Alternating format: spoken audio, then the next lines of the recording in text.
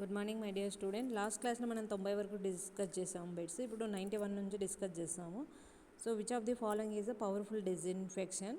దీంట్లో డిజిన్ఫెక్షన్ అంటే బ్యాక్టీరియాని కానీ కిల్ చేసేటివి ఏంటివి అన్నాడు. ఇప్పుడు మామూలుగా మనం బ్లీచింగ్ పౌడర్ను యూజ్ చేస్తాం అనమాట కిల్ చేయడానికి. సో బ్లీచింగ్ పౌడర్ వచ్చేసి ఫార్ములా వచ్చేసి కాల్షియం ఆక్సిక్లోరైడ్ CaOCl2. ఇది కూడా ఏం చేస్తుంది, Cl2ను రిలీజ్ చేస్తుంది. ఆక్సిజన్ నైట్రోజన్ నార్మల్గా ఎయిర్లో ఉంటాయి, డిజిన్ఫెక్టెడ్గా వర్క్ చేయవు. కాబట్టి క్లోరిన్ దీనికంటే ఇది ఇండైరెక్ట్ అనమాట. ఫస్ట్ వాటర్లో క్లోరిన్ రిలీజ్ చేస్తుంది, ఇది డైరెక్ట్గా క్లోరిన్. కాబట్టి పవర్ఫుల్ డిజిన్ఫెక్షన్ అంటే chlorine is the answer.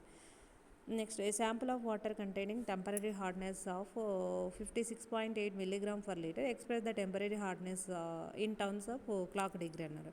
So 1 milligram per liter is equal to 1 ppm. అలానే 1 milligram per liter is equal 1 ppm is equal to 0.07 Clark degree. 0.07 Clark degree మనం French డిగ్రీలో చెప్పాలంటే 0.1 French degree. 0.1 French degree. ఇక్కడ 1 ppm లేదా 1 milligram per liter is equal 0.07 Clark degree అంటప్పుడు 56.8 milligram per liter 56.8 milligram per litre into 0.07 వేస్తే మనకు answer 3.976 clock degree అవుతుంది అనమాట.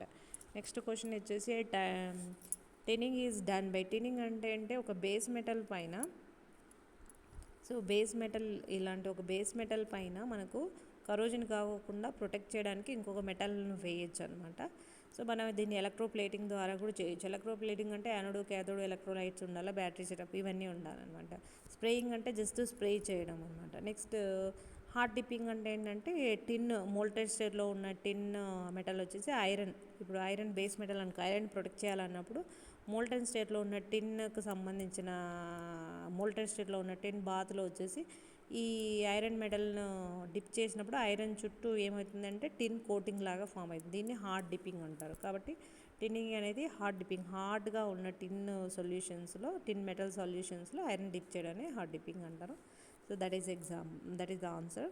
సో నెక్స్ట్ క్వశ్చన్ వచ్చేసి, if the oxygen supply is limited during the rusting of iron in corrosion product.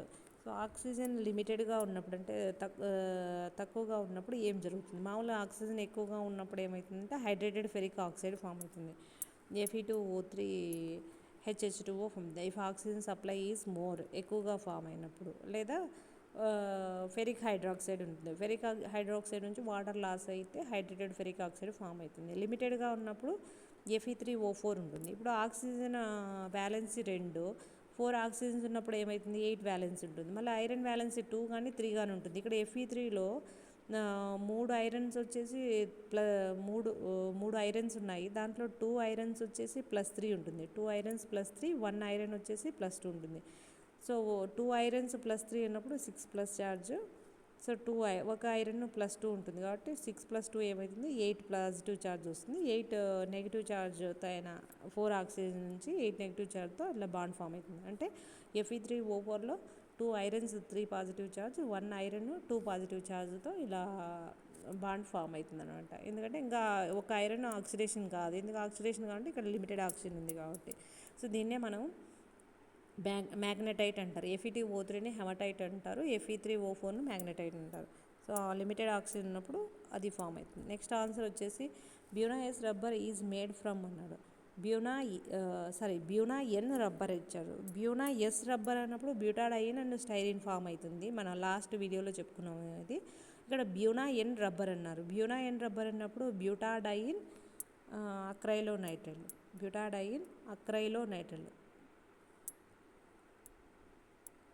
Butadiene అక్రైలోనైట్రైల్. అక్రైలోనైట్రైల్ అంటే మనం దీన్ని vinyl chloride అంటే, ఇక్కడ నైట్రైల్ అంటే సైనైడ్ ఉంటుంది. This is the acrylonitrile plus butadiene, ఇది బ్యూటాడైన్. ఈ రెండు కలిపి మనకు బ్యూనా ఎన్ రబ్బర్ ఫామ్ అవుతుంది.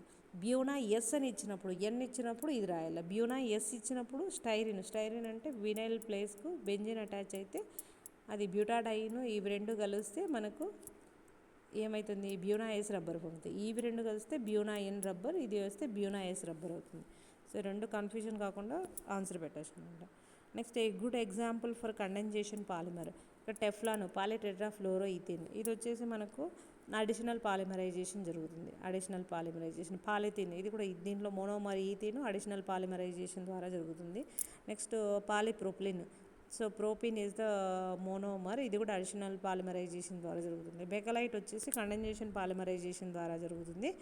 బెకలైట్లో వచ్చేసి మనకు ఫినాల్ అండ్ ఫార్మాల్డిహైడ్ రెండు కలిపి బెకలైట్ అనే కండెన్స్డ్ పాలిమర్ ఫామ్ అవుతుంది. So this is example for condensation polymer. ఒకవేళ బెకలైట్ బదులు ఇంకా నైలాన్ ఇచ్చినా కూడా nylon is also example for a condensation polymer. Next urea formaldehyde is also another example for condensation polymer. అవి ఇవ్వలేదు, ఇది కాకుండా అది కూడా ఇస్తే అప్పుడు ఆన్సర్ ఇది రాయాలన్నమాట.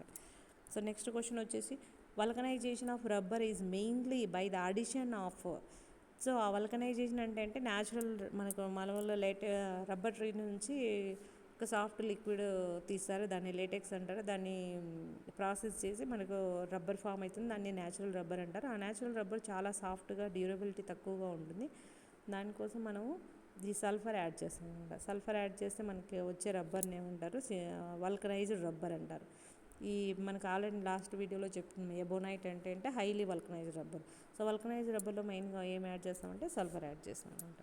సో నెక్స్ట్ బిట్ వచ్చేసి during the refining of the petroleum which of the following is used to remove the sulphur ఇంప్యూరిటీని రిమూవ్ చేయడం కోసం మనం ఏమి యూజ్ చేస్తామంటే కాపర్ ఆక్సైడ్ సల్ఫర్తో రియాక్ట్ అయ్యి మనకు కాపర్ సల్ఫైడ్ అనేది ఫామ్ అవుతుంది. కాబట్టి ఈజీగా రిమూవ్ చేయొచ్చు అనమాట. సో కాపర్ ఆక్సైడ్ను యాడ్ చేస్తాం అనమాట. నెక్స్ట్ క్వశ్చన్ వచ్చేసి which of the oxide of nitrogen is not a common pollutant. So మామూలుగా నైట్రోజన్ మోనాక్సైడ్, నైట్రోజన్ డయాక్సైడ్ ఇవన్నీ ప్రైమరీ పొల్యూటెంట్. ఈ నైట్రోజన్ డయాక్సైడ్ NO3 ఇవి రెండు రియాక్ట్ అయ్యి ఏమవుతుంది N2O5 అనేది ఫామ్ అవుతుంది. ఈ మూడు అట్మాస్ఫియర్లో ఉంటాయి, ఈ రెండు రియాక్ట్ కావడం వల్ల ఫామ్ అవుతుంది అనమాట N2O5. సో నెక్స్ట్ వచ్చేసి DDT, the last question. DDT means dichloro diphenyl trichloro ethane అనమాట. ఫుల్ ఫామ్ వచ్చేసి దీంట్లో ఏముంటుంది అంటే క్లోరిన్స్ ఫినైల్ గ్రూప్స్ ఉంటాయి అన్నమాట. ఇది నైట్రోజన్ ఉండదు దీంట్లో, కాబట్టి ఇది రాంగ్. నెక్స్ట్ ఇది బయోడిగ్రేడబుల్ కాదు, అంటే డిగ్రేడ్ కాదు. నెక్స్ట్ యాంటీబయాటిక్ కాదు, ఇది నాన్ బయోడిగ్రేడబుల్ పొల్యూటెంట్. మరి ఇది యూజ్ చేసినాక ఇది అర్త్లో సాయిల్లో డిజాల్వ్ కాదు. సో ఆన్సర్ ఇది వచ్చేసింది, నాన్ బయోడిగ్రేడబుల్ పొల్యూటెంట్.